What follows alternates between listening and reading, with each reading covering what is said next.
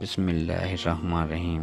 السلام علیکم محترم خواتین حضرات، آپ دیکھ رہے ہیں بے اسلامک ویڈیو 2۔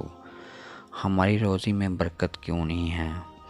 یہ ایک ایسا سوال ہے جو آج کے دور میں ہر انسان کی زبان پر ہے۔ ہر شخص مہنگائی اور غربت کا رونا رو رہا ہے، ہر شخص قرض کے انبار تلے دبا ہے، ہر شخص روزی کے پیچھے سرگردہ ہے۔ سارا دن ادھر ادھر سے پتہ نہیں کہاں کہاں سے روزی سمیٹتے ہیں، لیکن پھر بھی برکت نہیں۔ کیوں؟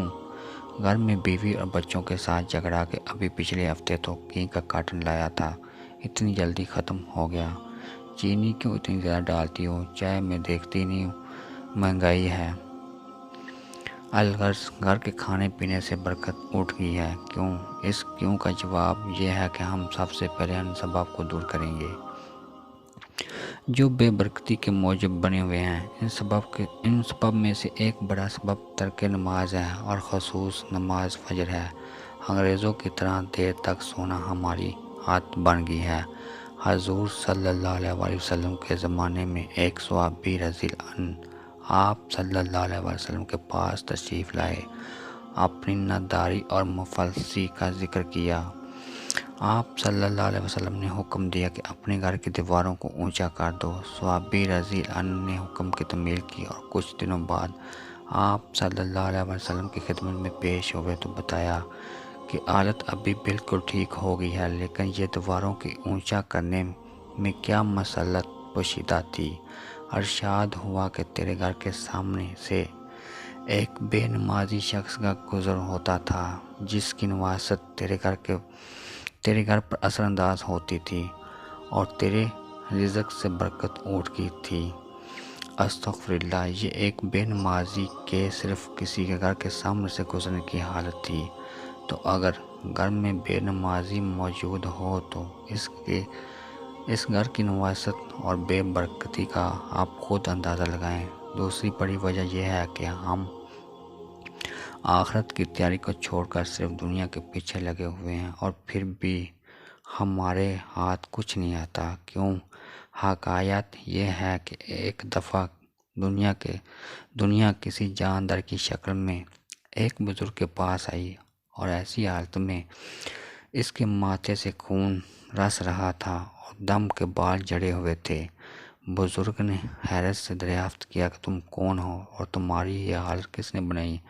اس نے بتایا کہ میں دنیا ہوں، اور میری دم کے بال اس لیے چھوٹے ہوئے ہیں کہ کچھ لوگ میرے پیچھے بھاگتے ہیں اور مجھے پکڑنے کی کوشش کرتے ہیں، جس کے نتیجے میں میری دم کے بال ان کے ہاتھوں میں آ جاتے ہیں، اور ان میں سے جان چھڑا کر باہر نکلتی ہوں۔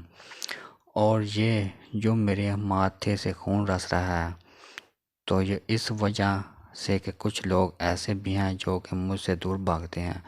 میں ان کے پیچھے پیچھے ان کے قدموں میں پڑتی ہوں کہ مجھے لے لو، لیکن وہ مجھے حقارت سے ٹھکریں مار کر دھکیلتے ہیں۔ تو اس سے یہ بات ثابت ہو جاتی ہے کہ اگر ہم دنیا کا پیچھا چھوڑ دیں تو یہی دنیا ہمارے قدموں میں آئے گی، تو کیوں پھر ہم دنیا کے پیچھے بھاگیں؟ تیسری وجہ یہ ہے کہ ہمیں جو تنخواہ ملتی ہے، یا اپنے کام کی جو اجرت ملتی ہے، یا اگر ہم کوئی کاروبار کرتے ہیں تو بھی ہم اپنی روزی کو حلال نہیں کرتے۔ جھوٹے بہانے بنا کر چھٹی لے لیتے ہیں، دیر سے ڈیوٹی پر جاتے ہیں، جلدی چھٹی کرنے کی کوشش کرتے ہیں، ڈیوٹی کے دوران کام چوری کرتے ہیں، جتنا کام کرنا ہوتا ہے اسے پورا نہیں کرتے۔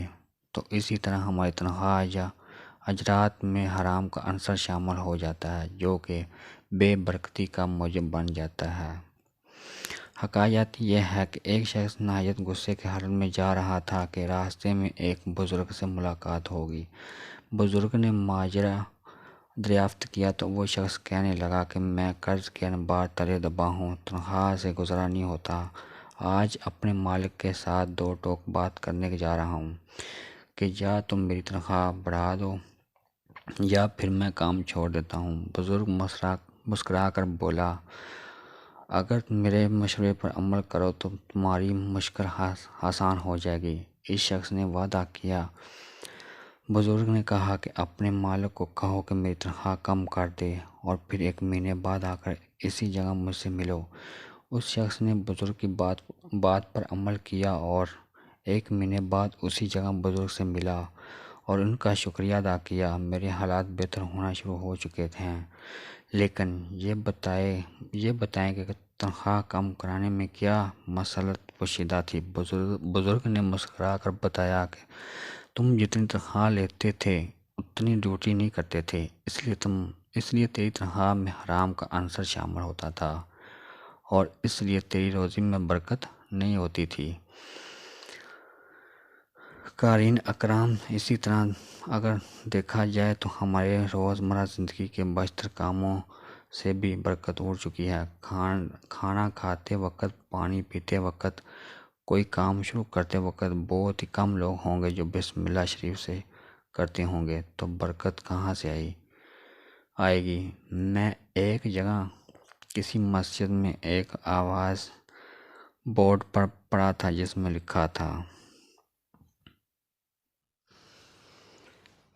بسم اللہ، بغیر بسم اللہ کے کھانا پینا، جوتے پہن کر کھانا، کھانے پینے کے برتن کو صاف نہیں کرنا، مہمان کو حقارت سے دیکھنا، اولاد کو گالی دینا، کھڑے ہو کر نہانا، ننگے سر بیت الخلاء میں جانا، دہلیز پر بیٹھنا، بزرگوں کے آگے چلنا، حمام میں پیشاب کرنا، ٹوٹا کنگا استعمال کرنا، غسل کرتے وقت باتیں کرنا۔